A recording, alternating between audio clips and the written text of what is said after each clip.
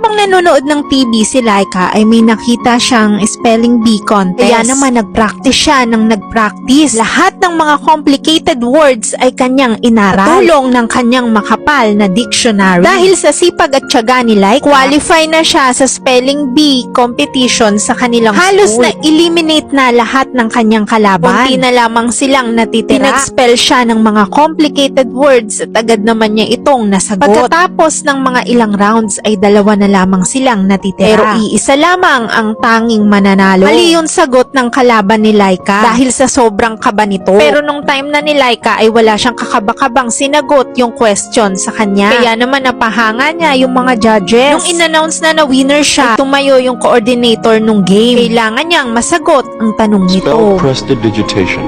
Lahat ay napatahimik ng biglang Prestidigitation.